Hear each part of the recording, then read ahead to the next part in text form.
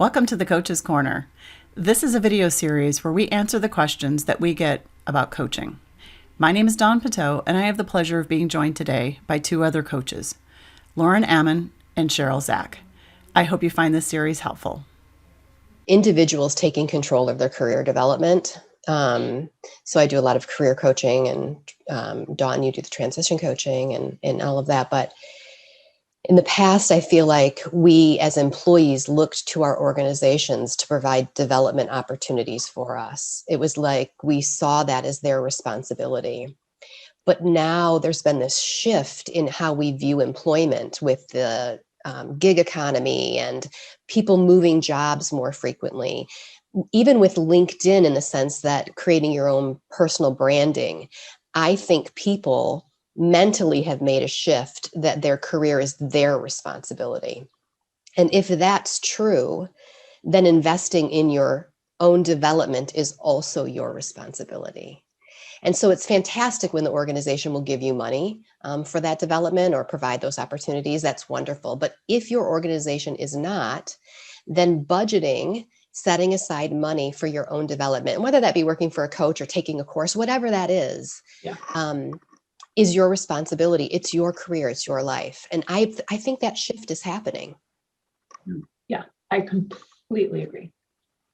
Well, and I think, Cheryl, you mentioned a really good point earlier when we were talking about the data around, the ROI on coaching and, somebody going through a traditional, training event and not having coach support afterwards.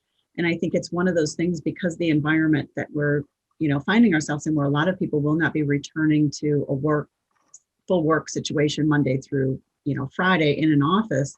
You miss some of those other opportunities that might have been available to you, and making sure that you have that plan for after the training when you do receive it, whether you decide to take a course or you're doing something online, but finding a way to continue to reinforce that after the fact. And I 100% believe in what I call owning your development, and worked in organizations where we really taught employees how to take ownership of that. And don't wait for your manager to come and say, okay, it's time for that annual conversation. What kind of development do you need? Own your development. Use your manager as somebody to help unblock those obstacles that you might run into that are preventing you from getting development.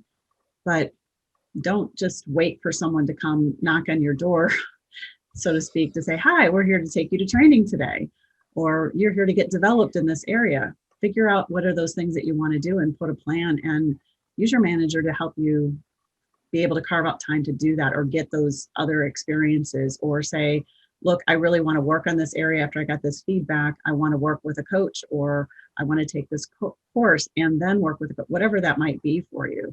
Own it. It's yours. No one else is going to do it for you. Yeah. And I you guys are music to my ears. And what I would also say from an organizational standpoint is, I think there still is a responsibility on them to at least open doors. And you both are saying that, right? To at least open doors. And gone are the days where we're picking 25 people to go through this leadership development program. I think where this could go is organizations create or expose their employees to a platform that says, here are things that are available to you. You create your own path. You figure out what you want to do.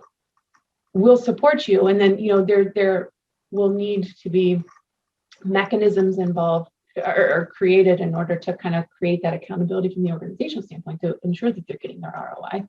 But creating something of, this isn't the plan you're taking. It's more about, here are your options. You create the plan that fits your needs. Yeah.